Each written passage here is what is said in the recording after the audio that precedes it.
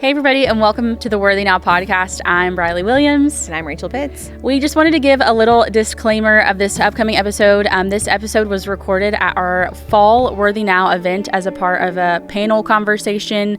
And so unfortunately there are some audio kind of technical difficulties that happened where some audio got cut. However, we believed that this was a super important topic that we wanted to deliver to our listeners anyways. Yeah, so stay tuned and listen to our whole conversation on relationships and the importance of friendships, romantic relationships, and all other kinds with our panel. So stay tuned and enjoy the conversation. Okay, so welcome to the Couch Conversations portion of the evening. My name is Rachael Pitts, and I am on the Worthy Now committee. And thanks, guys. And I have with me, you've already met Briley this evening. This is Ghalysa, Sadie Beth, and Sarah Beth.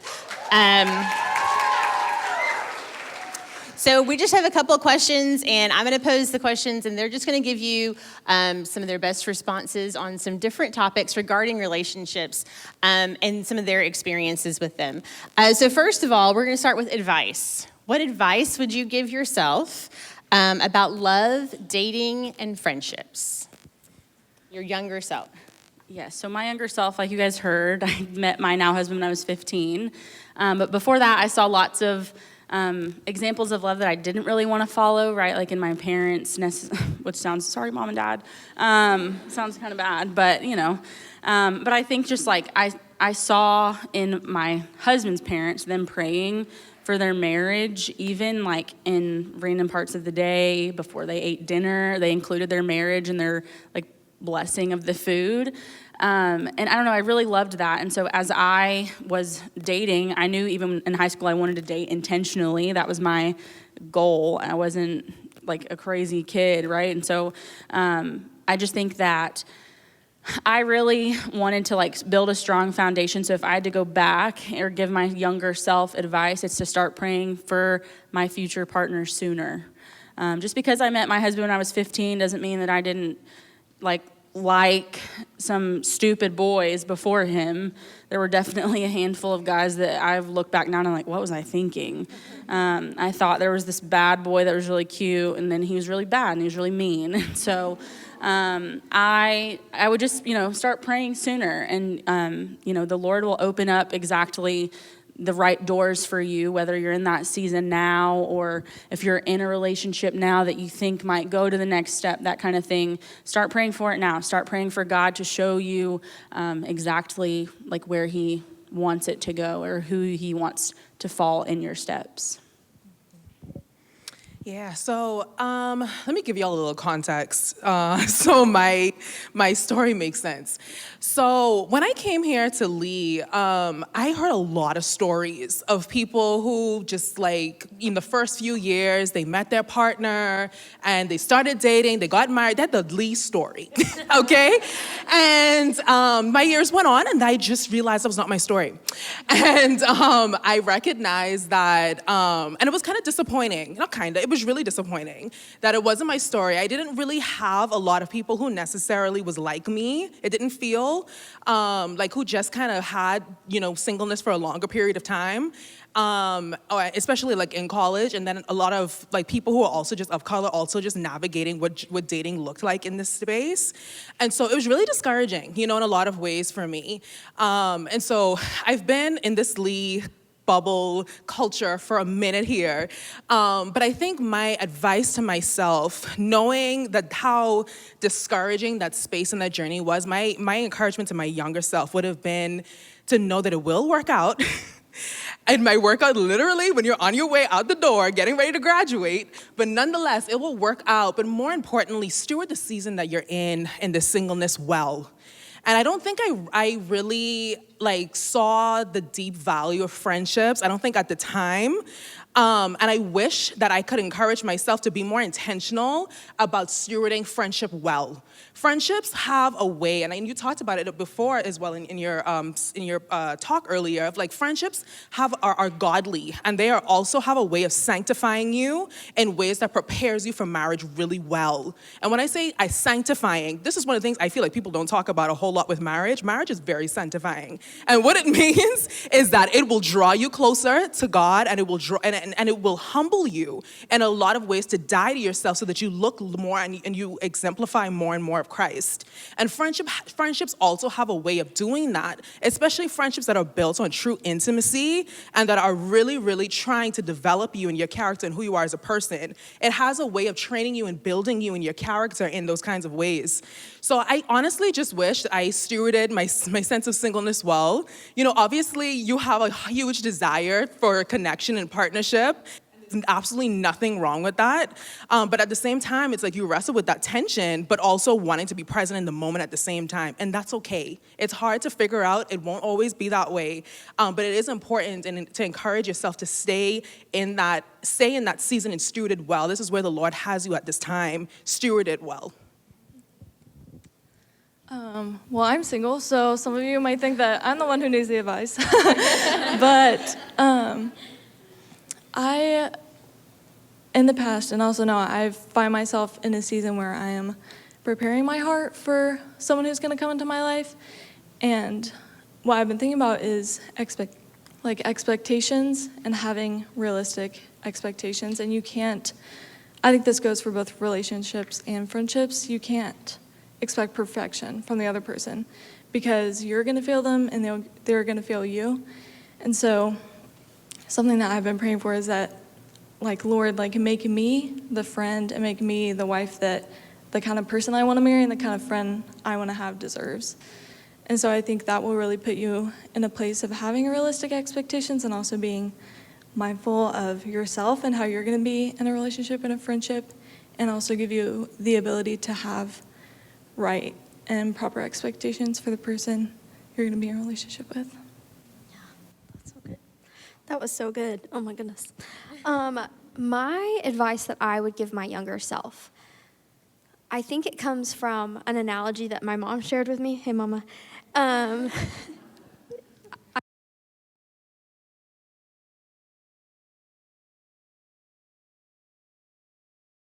This pace is set by your faith, your quiet time, your time in worship, the things that make up your faith. You're running this race. You look to your right and your left, and you see the people that are keeping pace with you. These are the people to consider to be your friends. And out of those people, consider to be your partner, your spouse one day, maybe. So your job in your season is to run your race with endurance, the path the Lord has set before you. In Proverbs 16:9, it says, in their hearts, man plans their course, but the Lord determines their steps. And so the Lord is determining your steps to go straight towards him, straight towards the Lord.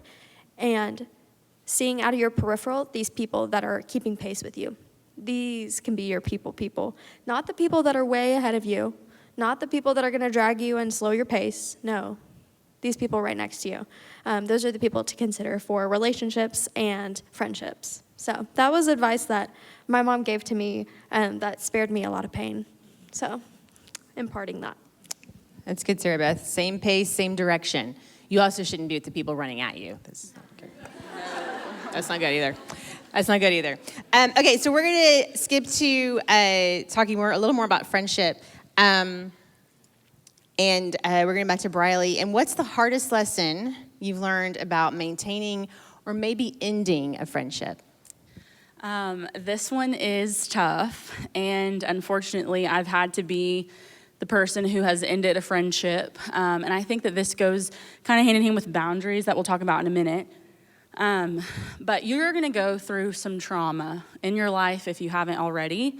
And so just knowing that some things are going to come ahead that are going to be hard for you to walk through alone, you need friends that are going to walk through those seasons with you, and not just be alongside of you in the happy moments when they're able to cheer you on, but when you're like down in the dumps, need a pick me up, like those kinds of people. And it was literally, I know it because it was a terrible friendship to end. Literally like this day last year, I had to tell one of my closest friends, like, yeah, we're done. Like, this is it. I have to create space between you and I Because if you can only be there for me in my happy moments and not in the moments when I'm like hurting and in need and I'm just down and I'm not fun, then you're not a real friend. And so I had to cut ties with this person, and I literally haven't talked to her a year ago today. So I thought that was fitting for tonight's conversation. But really, though, like you have to look for the people that are gonna like champion you in your valleys, but also like cheer for you on your peaks, right? And so friends who aren't gonna walk through the lulls of, sorry, I'm gonna talk to my nursing students, the lulls of nursing school when you bomb an exam or anything for that matter. If they're not gonna be there with you to kind of help you out of that, if they're gonna go on with their friends and do their thing and just like, oh, whatever, she's down in the dumps, we'll talk to her later. That's not a true friend. It's not. And so I had to learn that the hard way, and this was one of my like most dearest friendships that I had. And it hurts, it stings even today, a year later. I'm like, wow, like I really wonder what things would be like if we were still friends. And it's awkward. It's so awkward. I'm thanking God we don't have to really see each other anymore, but like I really talked about enough. And I think especially with girls, it's like, I don't want to tell anybody that I'm lonely because everyone else has friends and I'm the only one. But honestly, I think that's such a tactic of the enemy to steal from your friendships and relationships. And he is always, always, always going to put you in a place of isolation, because as Christians, we're supposed to be walking together and we're supposed to be doing life together. And so, because that's what edifies us and that's what draws us closer to one another and closer to Christ, he's going to do anything he can to isolate you and get you out of healthy relationships and healthy community so that you feel like you're walking alone. And to be totally vulnerable, I've walked through this a lot. I still feel lonely sometimes. And I feel like I have solid friends now, but especially in early high school, I walked through a really tough season. I lost a couple friends to cancer. I lost a couple friends, not to death, but just to the fact that we weren't doing life the same way. And that was really difficult because I felt like I was in a place where I didn't have anyone, and I didn't have anyone to share my burdens with, and I didn't have anyone to point me to Christ. And so I felt like I was doing that on my own, which is exactly what, the devil used to be like, yeah, I'm going to make you spiral after that. But it wouldn't surprise me if all of you have felt that in some way. And so just know, first of all, that you're not alone and that Christ is the image of the perfect friend. But also, going back to my high school story, coming out of that, my lonely season really forced me into a deeper relationship with the Lord.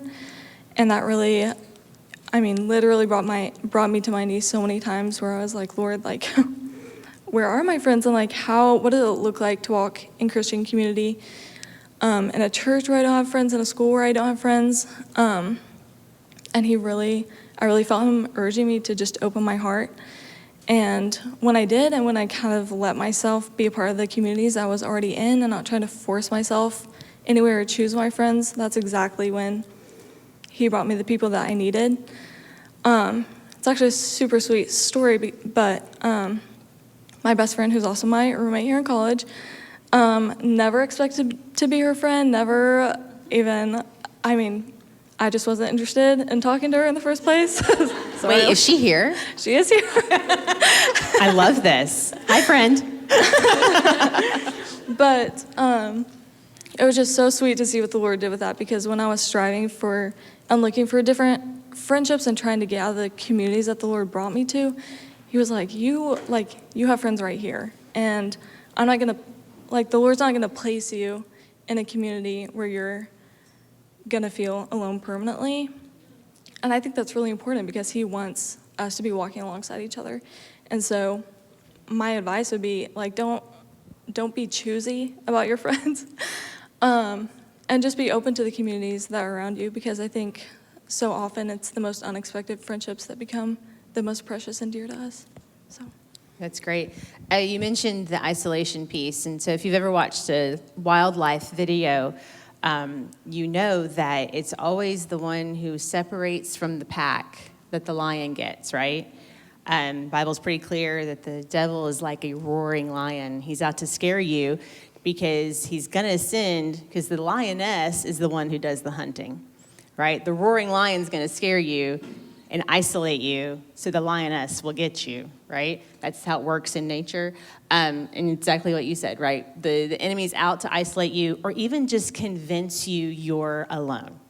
And believe me, there is probably no greater lie, because it's the first problem in the Bible that's solved. God said, it's not good for man to be alone. So he created a woman. It's true. But it's the first problem, and it's solved because even God recognizes it as an issue. Okay? And he's not, and you're right, Sadie Beth, he's not going to leave you without opportunity for community. It may not be who you want it to be. You may be like me, who's an introvert, who gets adopted by extroverts. Whereas Jenny Turner and Paige Rapson, y'all raise your hands. They've adopted me at different seasons in my life, and I'm thankful for it. But I mean, that's the truth, right? So let somebody adopt you. Look at the community around you. It's such great advice, Sadie Beth. Look at the community around you and work on that, right? You don't have to go looking for other community. That's great. All right, Sarah Beth, you're up. In your opinion, what's the biggest misconception that women face about relationships? And then I think you have a little analogy, to share with us. I do. I think one of the biggest misconceptions that we have is that we have to be surrounded by 14 of our best friends at all times, that we have to be best friends with everybody, and that we just have to pour out and invest in all these people so that we feel loved. That's a lie. Jesus was perfect, and they literally hated him and killed him. So when we are striving to be like Christ and we feel alone and isolated, it's okay to have one or two close friends. You don't need a herd of besties. You can have a herd of really great girls around you, but they don't all have to know your deepest, darkest secret. It's okay to have a small circle. It's really okay. Because you'll see on Instagram, I think we're all guilty of it, these girls, oh my gosh, they have an entire row of girls who are just absolutely obsessed with her. It's they like her, but are they her best friends? It's you don't have to have 1,000. It's okay. That's the misconception. Here's the analogy, ladies. Buckle up. So, yes, toss. Your friendships are like a house. Bear with me. Your house has a sidewalk in front. It has a yard. It has a porch. You have the inside of your house, and then you have your refrigerator. Stay with me. Your sidewalk friends are the people you may know their name, you may know their face, and you pass on the sidewalk and say, hey, how are you? I'm good, how are you? That's the extent of your acquaintanceship. That's it. Then you have your yard friends. These are the people you maybe have class with, you'll work on group projects, you have their number, you follow them on Instagram. You may hang if they're a friend of a friend. That is the extent of your yard friends. Your porch friends, these are your fun girls. They are in your clubs, they're in your small group. You're hey, let's go to cookout at 3 a.m. These are the girls you'll dye your hair a crazy shade of purple in the bathroom with. These are those girls. They're a lot of fun. And they'll carry you through some hard stuff. Then you have your house friends. These are your girls. On your dark days, this is who you call up to come crawl in bed with you. These are the girls who you steal their socks. You do all of your fun, deep things with. These are the girls who know you're deep and dark and who bear with you through it all on the good days and the bad days. And then you have your refrigerator friends. I have two. My mom and my fiance, that's it. These are the people who know where everything is in my life. They know me better than I know myself. And shout out, Mama. There's just two. And that is okay. That's enough for me. And hopefully it'll be enough for you, is to have one, maybe two people who know you, your heart inside and out. And so let's look at that analogy again. Is everybody in the refrigerator? No. Is everybody in the house? No. Not everybody is even on the porch. But if you think about this, people can come to from the sidewalk into the yard. And that's totally okay. Like, come into my life, be my friend. People can come from the yard onto the porch. That's awesome. What does the house have? A door. That takes a little bit more effort. It takes knocking. It takes opening the door, walking inside. That's a little bit of effort. That's kind of hard to get in there. But it takes a lot to get into my refrigerator. So if that's an analogy that can kind of help you conceptualize that not everybody needs to be in your house, not everybody needs to be on your porch, and that's okay. It is okay to have sections of friends, and you don't have to stay strictly to that. That's all right too. But that is my misconception a lot that I experienced. I was like, oh my gosh, everybody has to be in my house, has to be in my refrigerator. No, that's okay. Anyway, I leave that with you. Just make it your own. You have to mention one more thing, that your friend's friend doesn't have to be your friend, but she is your best friend-in-law. That's okay too. That's okay. So my best friend's other best friend is my best friend-in-law, and I don't have to be best friends with my best friend-in-law. That's okay.